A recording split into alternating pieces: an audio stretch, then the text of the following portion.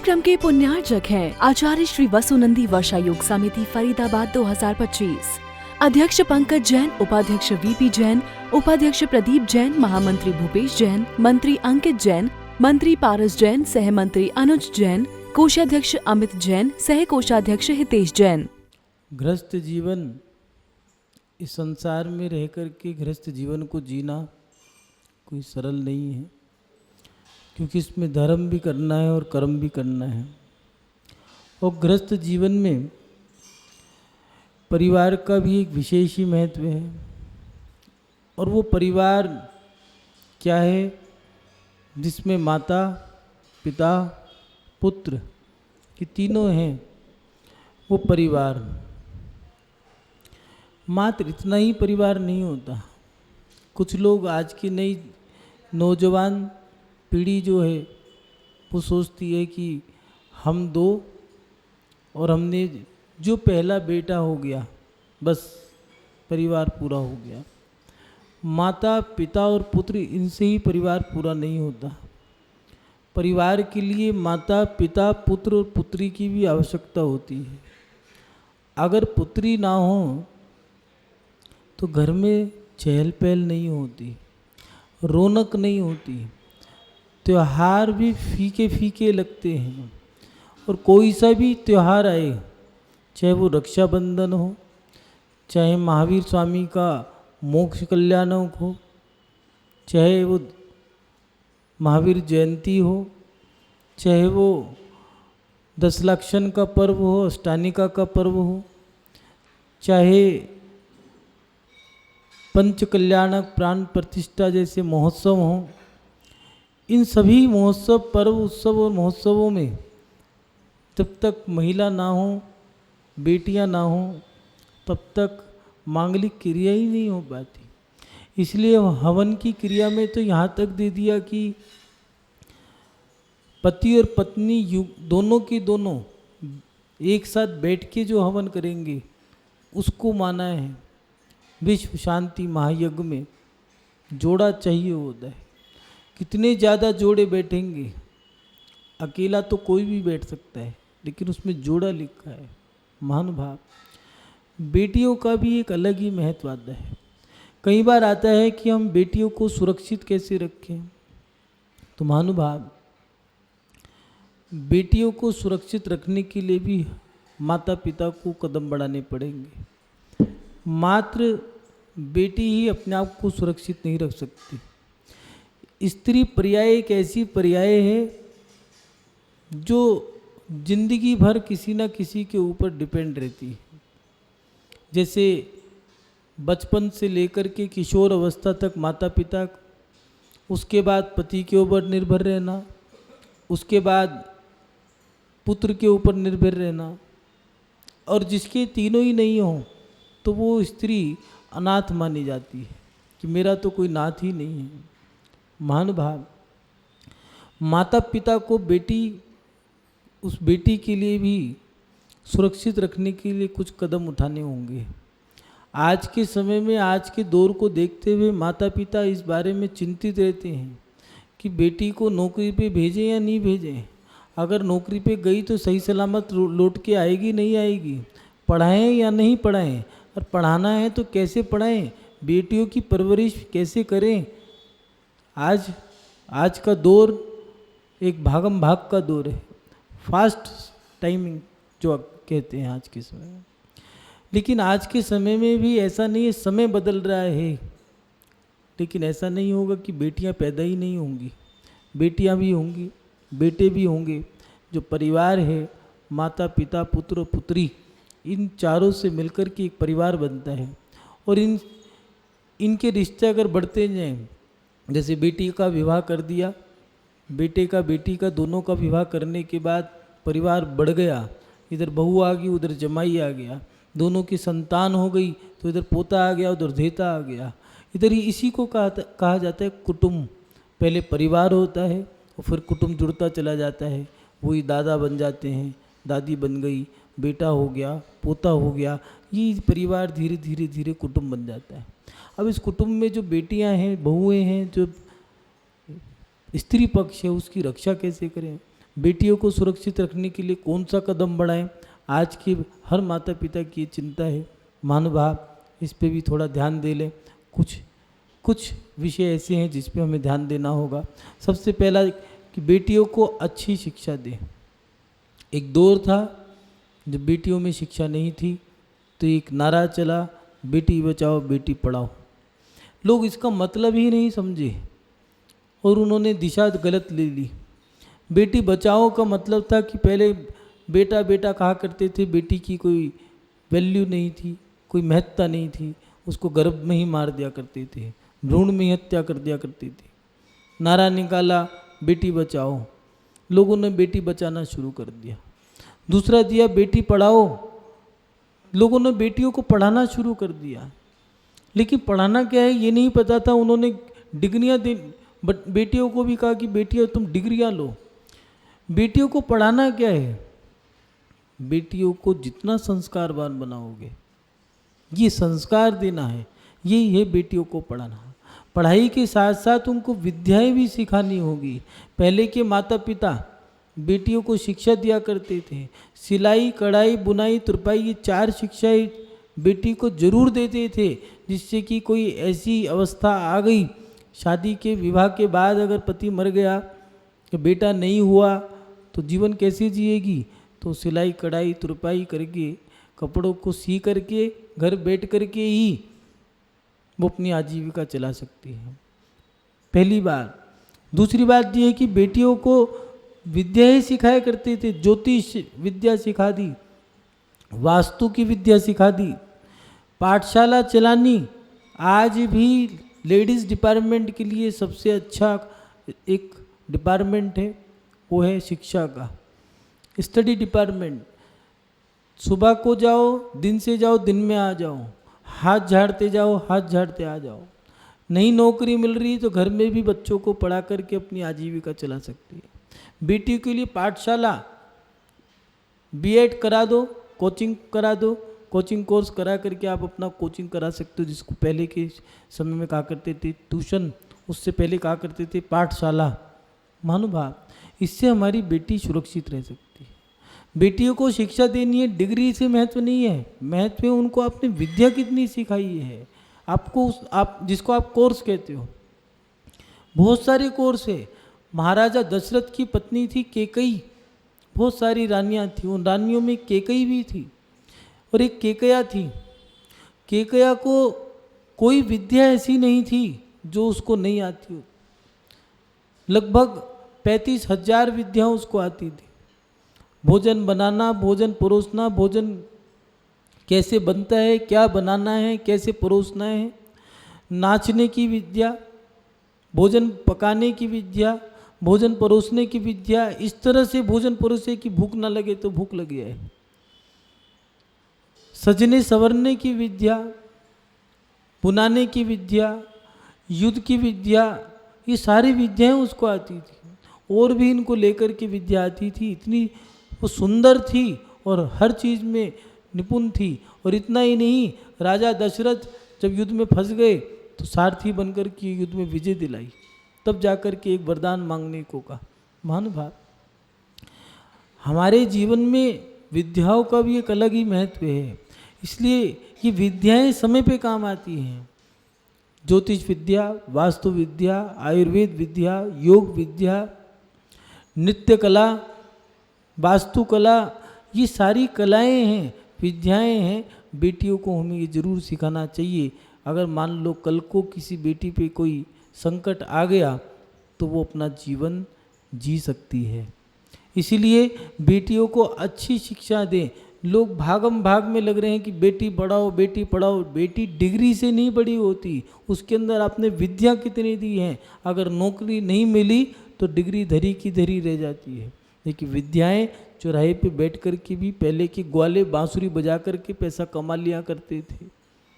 आज भी कुंभकार बीच चौराहे पे बैठ कर के भी पैसा कमा सकता है, मटका बना करके। ये विद्याएं हैं, कलाएं हैं। इन कलाओं को सीख करके हम अपने बच्चों को सुरक्षित रख सकते हैं। महानुभाव, बेटी को अच्छी शिक्षा दें। डिग्रियों से ही महत्व नहीं है, शिक्षा अच्छी हो। दूसरी बात ये है, बेटियों को मर्यादा में रखें। बेटी है, आज के समय की बेटियां कहा करती हैं कि बेटा और बेटी में कोई अंतर नहीं है। कई लोग कहने लग गए हैं बेटी बेटा में कोई अंतर नहीं है। कुछ लोग पूछते हैं कि मुनि महाराज नगन रहते हैं, आर्य का नगन क्यों नहीं रह सकती? आर्य का जिस कारण से नगन नहीं रह सकती उस कारण से ही नगन नहीं रह सकती। स्त्री जिस कारण से नगन नहीं रह सकती, इतना ही अंतर उनमें पुरुषों में होता है। महानुभाव, स्त्री स्त्री है, पुरुष पुरुष है। पुरुष कभी भी स्त्री नहीं बन सकता और स्त्री कभी पुरुष नहीं बन सकती।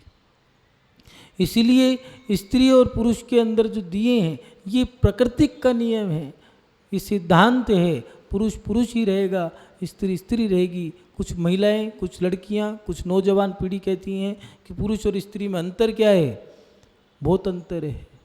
पुरुष के सहनन में अंतर है, उसके खान पान में अंतर है, उसके रहन सहन में अंतर है। आचार्य भट्टकेर स्वामी जी ने दिया मुनि महाराज के 32 ग्रास होते हैं और आर्यिकाओं के 28 ग्रास दिए। उनके खाने में, भोजन की खुराक में भी अंतर है। पुरुष की सहनन शक्ति में अंतर है। कई महिलाएं, कई बच्चियां, कई बालिकाएं पुरुष की तुलना में आगे बढ़ती हैं। तुलना मत करो, अपने जीवन को जियो। हमें किसी को दिखाना नहीं है, हमें अपना जीवन जीना है। इसलिए बेटियों को सबसे पहली बात ये मर्यादा में रखें। उनका पहनावा कैसा है?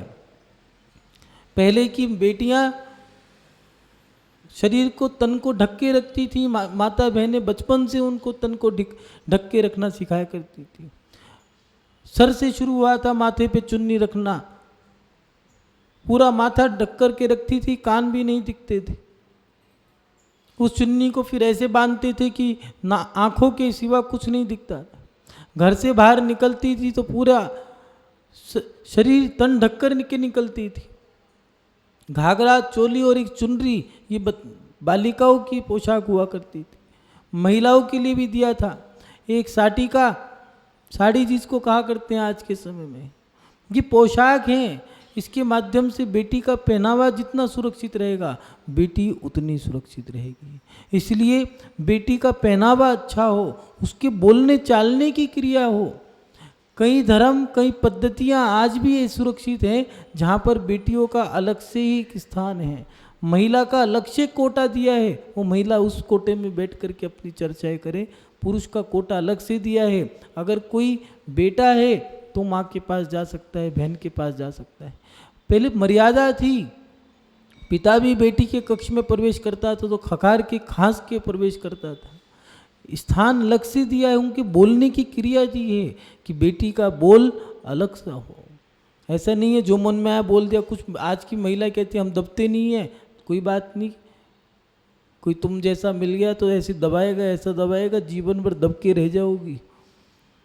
इसलिए जो व्यक्ति कमजोर है उसको थोड़ा दब के भी रहना चाहिए। स्त्री का जीवन पुरुष के आश्रय है, चाहे वो राष्ट्रपति बन जाए, चाहे प्रधानमंत्री बन जाए, कोई भी हो, पुरुष की आवश्यकता पड़ेगी, सहारे की आवश्यकता पड़ेगी।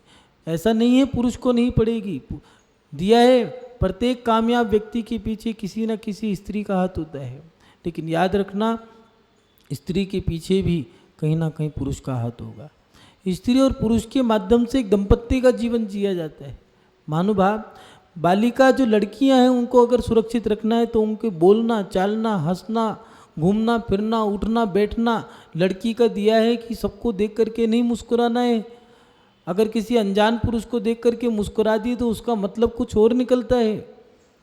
घूमने के लिए दिया है कि घूमने की मर्यादा है कि आप दिन से निकलो, रात को नहीं निकल सकते। लड़की हो, आज के समय में माता पिता को इन चीज़ों पे ध्यान रखना पड़ेगा। बेटी है, लाडली है, अच्छी बात है, लेकिन बेटी है, लाडली है, घर की है, बाहर वो एक लड़की है, स्त्री है। स्त्री को बहुत ध्यान में रखना पड़ता है क्योंकि उसका शील 24 घंटे खतरे में रहता है। महानुभाव, स्त्री को शील बचाने के लिए दिया है कि स्त्री भाई बहन भी क्यों ना हो, 8 साल के बाद भाई अलग कमरे में कक्ष में सोए और बहन अलग कक्ष में सोए। ये नियम कायदे कानून बनाए हैं। इसलिए बेटियों को मर्यादा में रखें, पहनावा उनका अच्छा हो, उनका हंसना बोलना ऐसा नहीं ठक्का मार के हंसे, मुस्कुराने का दिया है। अपने कक्ष में आप कुछ भी करो, बाहर घूमने का भी समय है, आपका पहनावा अच्छा हो, इन चीज़ों पे ध्यान रखें। महानुभाव, बेटियों को अपनी रक्षा आप करना भी ये जरूर सिखाना होगा। मात्र माँ बाप ही बेटियों की रक्षा नहीं कर सकते। अगर किसी ने आपके साथ कुछ कर दिया तो आप क्या करोगे, ये भी आपके अंदर जानकारी होनी चाहिए। झांसी की रानी मात्र 4 साल की उम्र में तीरंदाजी, घुड़सवारी, तलवार चलाना, ढाल से अपनी रक्षा करना, ये 4 चीज़ें तो उसने बचपन में 4-5 साल की उम्र में ही सीख ली थी। 13 साल की उम्र में तो उनने अपनी टुकड़ी बना ली थी। 16 साल की उम्र में क्रांति लड़ ली थी। तख्तो ताज आगरा हिला दिया था, दिल्ली हिला दी थी, कानपुर लखनऊ हिला दिए थे। अंग्रेज गुफा में घुस कर के बैठते थे और 21 साल की उम्र में उस छोटी सी बालिका ने, 21 साल की उम्र क्या होती है, 1000 अंग्रेजों को मार करके मरी थी। तब जाकर के यूनियन वाकर ने बोला था वो रानी नहीं मर्दानी थी, तब जाके लिखा खूब लड़ी मर्दानी, वो तो झांसी वाली रानी थी। महानुभाव, बालिकाओं को इन चीज़ों में ध्यान देना होगा। माता पिता को इस पे भी ध्यान देना होगा। मात्र स्विमिंग सिखा करके काम नहीं चलेगा, तैरना ही सिखाना या नाचना गाना ही नहीं, लड़कियों को अपनी रक्षा करनी होती थी। हरियाणा प्रांत में एक परंपरा थी, बुंदेलों में एक परंपरा थी। आज से पहले महिलाएं अपनी अंटी के अंदर एक मिर्च की पुड़िया रखती थी। अगर कोई उनके साथ दुष्कर्म करना चाहता था तो लेती थी, लाल मिर्च और आँख में फूंक दिया करती थी और फिर सब मिल करके उसको लाठियों से पीट दिया करते थे। ये सेल्फ डिफेंस क्या है, अपनी रक्षा करना। भारत सरकार, भारत का संविधान है कि प्रत्येक व्यक्ति को अपनी रक्षा करना आना चाहिए। इजराइल में, इराक में, ईरान में, यूक्रेन में, रूस में, जापान में, सब जगह उन देशों के निवासी अपनी रक्षा करना जानते हैं। लड़कियों को आज के समय में भी बहुत सारे स्प्रे आते हैं, बहुत सारी चीज़ें आती हैं जिससे लड़कियां अपने आप को सुरक्षित रख सकती हैं। अगर आपके साथ कोई दुष्कर्म करना चाहे तो भारत सरकार कहती है कि अपनी रक्षा आप करो। हर बीच चौराहे पे माता पिता आपके साथ नहीं होंगे, हर बुरे समय में आपके साथ हर कोई व्यक्ति नहीं हो सकता। इसलिए माता पिता को बेटियों के लिए ये चीज़ भी सोचनी होगी, उनको अपनी रक्षा करना भी सिखाना होगा। महानुभाव, बेटी को सुरक्षित रखना जरूरी है। एक बेटी को सुरक्षित रखने से पूरा परिवार, कुटुंब, खानदान और उसके साथ साथ धर्म, समाज और देश सुरक्षित रह सकते हैं। और अगर एक बेटी बर्बाद होती है तो पूरा परिवार, पूरा समाज, पूरा धर्म और देश, ये सब बदनाम होते हैं। किसी नीतिकार ने लिखा है कि अपने देश को बर्बाद करना हो, जिस देश को बर्बाद करना हो उस देश की बेटियों को बुरी शिक्षा देना शुरू कर दो, 100 साल के अंदर वो देश बर्बाद हो जाएगा। महानुभाव, बेटियों को अपनी रक्षा करना ये जरूर सिखाएं, वो अपनी रक्षा अपने आप करें, ये चीज़ें ज़रूरी हैं। एक बेटी वो भी थी, मैना सुंदरी और सुंदरी, दोनों ने अपनी रक्षा अपने आप करी। एक ने धर्म के प्रभाव से करी, वो थी मैना सुंदरी, और अपने अपने पुरुषार्थ से करी, 7 कोड़ी में राज्य जीत के दिखाया, वो थी सुर सुंदरी। ये भी माता पिता ने सिखाया है। केकया जैसी बहुत सारी रानियां हुई जिन्होंने युद्ध लड़े, झांसी जैसी, ओरछा की रानी, झांसी की रानी, बहुत सारी रानियां आज भी ऐसी थी जिन्होंने युद्ध लड़े, और आज भी भारत की सेना में बालिकाएं हैं। महिला पक्ष आज भी भारत की सेना में है, और ऐसा नहीं जल हो, थल हो या नभ आकाश की कोई भी सेना हो, तीनों सेनाओं में लड़कियों ने मुकाबला दिया है। भारत की प्रधानमंत्री लड़कियां बनी हैं, महिला भारत की राष्ट्रपति बनी है, चाहे प्रतिभा पाटिल हो, चाहे आज की समय की राष्ट्रपति द्रौपदी मुर्मू जी हो। आज भी महिला पक्ष मजबूत है, लेकिन माता पिता को अपनी बहन बेटियों को सुरक्षित रखना है तो उनको सुरक्षा अपना आप करना ये भी सिखाना होगा। महानुभाव, कुछ विशेष बातें हैं, आप अपने जीवन में जरूर ध्यान रखें। माता पिता, घर की बेटियां घर में ज़्यादा देर तक घर से बाहर ना रहें, इस पे थोड़ा ध्यान रखें। बेटियां समय से प्रातःकाल मतलब उजाले में जाएं, उजाले में लौट करके आ जाएं, ये बेटियों की एक मर्यादा है, बेटियों को सुरक्षित रखना है तो उसके लिए दिया है कि समय से काम करो, नौकरी करनी ही है। ऐसा नहीं है कि कोई भी माँ बाप इतने भूखे नहीं हैं कि वो अपने बच्चों को नौकरियां करें। नौकरियां करानी भी है तो बेटे करें, और अगर बेटियों को करानी भी है तो आप घर से करवाओ, घर की व्यवस्था बनाओ कि आप सिलाई का काम, कढ़ाई का काम, तुरपाई का काम, फैशन डिजाइनिंग कोर्स हैं, ज्वेलरी डिजाइनिंग कोर्स हैं, बुटीक के कोर्स हैं बहुत सारे, सिलाई कढ़ाई बुनाई तुरपाई के कोर्स हैं, हैंडमेक आइटम आ गए हैं, आप उनकी चीज़ें भी यूज़ कर सकते हो। ज़रूरी नहीं आप घर घर भेज कर के बेटी को पैसा कमाओ। आज घर घर भेजोगे, क्या पता कल तुम्हारी बेटी बर्बाद हो जाए।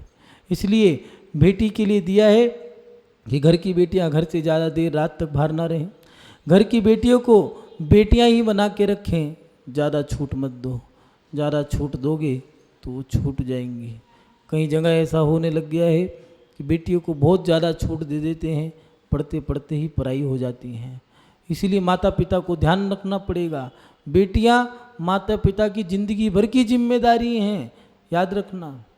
कहा करते हैं कि बेटा जब बड़ा हो जाता है और पिता के पैर का जूता जब बेटे के पैर में आ जाए तो कहा करते हैं कि बेटा बेटा नहीं बाप बन जाता है। लेकिन बेटी माँ से भी बड़ी हो जाए तब भी दिया है कि बेटी की जिम्मेदारी तो माता पिता की बनती ही है। इसलिए महानुभाव बेटियों को दिया है कि ज़्यादा छूट मत दो, ज़्यादा छूट दोगे तो हानिकारक बन जाएगा। और उसके साथ साथ बेटियां, आज के समय में मोबाइल एक ऐसी गंदी चीज़ है, एक ऐसी चीज़ निकल के आ गई है जिससे पूरे विश्व के जितने भी देश हैं सब परेशान हैं। इसलिए मोबाइल भी अगर देना है तो मर्यादा में रहने के लिए दें। जब बेटियां रात को 12 बजे छत पर मोबाइल पे बात करें तो समझ जाना तुम्हारी बेटी तुम्हारे हाथ से निकल गई। जब बेटी घर में मौन रहे और बाहर जाकर मोबाइल पे बात करे तो समझ लेना तुम्हारी बेटी तुम्हारे हाथ से निकल गई।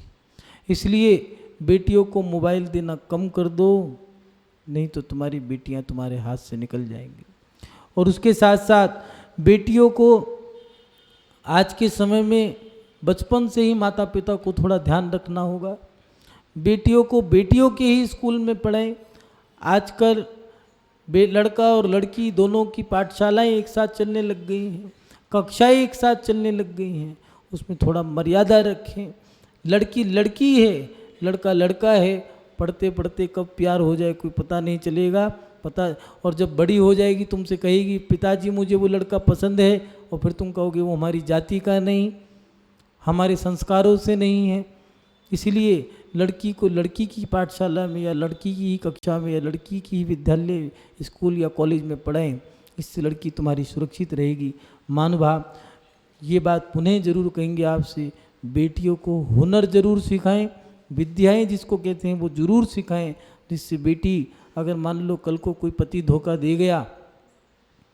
भारत में तलाक और डिवोर्स नहीं है, धोखा तो होता है लेकिन भारत की पद्धति में ना ही तलाक है ना ही डिवोर्स है। मुगल देश और तुर्की देश से तलाक शब्द आया और ब्रिटिश शासन से ब्रिटिश देशों से डिवोर्स शब्द आया, लेकिन भारत के अंदर ना ही तलाक है ना ही डिवोर्स है। हाँ ये ज़रूर है, धोखाधड़ी जरूर हो सकती है। अगर कोई पति किसी लड़की को किसी बेटी को धोखा दे जाए तो उस बेटी के पास इतना हुनर हो कि वो अपना जीवन अपना विद्याओं के माध्यम से आजीविका चला करके अपना जीवन जी सके। तो उसके साथ साथ बेटियों को घरेलू जरूर बनाए, ऐसे संस्कार दो जो बेटियां घरेलू बने। विदेशी बेटियों को विदेशी संस्कार देने से या मॉडर्न बेटी बनाने से कल को तुम्हारा ही नुकसान होगा और किसी का नुकसान नहीं है। और उसके साथ साथ बेटियों के पहनावे पर विशेष ध्यान दे। आज माता पिता नहीं, समाज सुधारक, विश्व सुधारक, देश सुधारक सभी परेशान हैं कि आज महिला पक्ष का पहनावा इतना बुरा है। इतने छोटे कपड़े तो पुरुष भी नहीं पहनते जितना महिला पहनने लग गई हैं। एक होड़ चल गई है, इसमें थोड़ा सा माता पिता को ध्यान देना पड़ेगा। आज तुम छोटे कपड़े पहन रहे हो और कल कोई किसी की नीयत बिगड़ गई तो क्या कर लोगे। पहले की महिलाओं के लिए दिया है कि महिलाएं अपनी बेटियों को सजाती नहीं थी, जिस लड़की की शादी नहीं होती थी तब तक उसकी 2 चुटियां निकाल के रखती थी। पता लगता था कि लड़की अभी कुंवारी है। सजने संवरने की 16 श्रृंगार की पद्धति मात्र महिलाओं के लिए दी है, लड़कियों के लिए नहीं दी है। महिला अपने पति के लिए सजती है, एक स्त्री एक नारी अपने पति के लिए सजती है, लेकिन लड़की बालिका किसके लिए सजी है? अगर किसी को दिखा रही हो, किसको दिखाना चाहते हो? और अगर कोई देख के रिझ गया, फिर किसी पे क्रोध मत करना, क्योंकि जब दिखाया तो फिर देख के कोई प्रसन्न हो गया तो फिर गुस्सा किस बात का। इसीलिए लड़कियों के लिए मात्र इतना ही था कि माथे पे एक तिलक लगा सकते हो,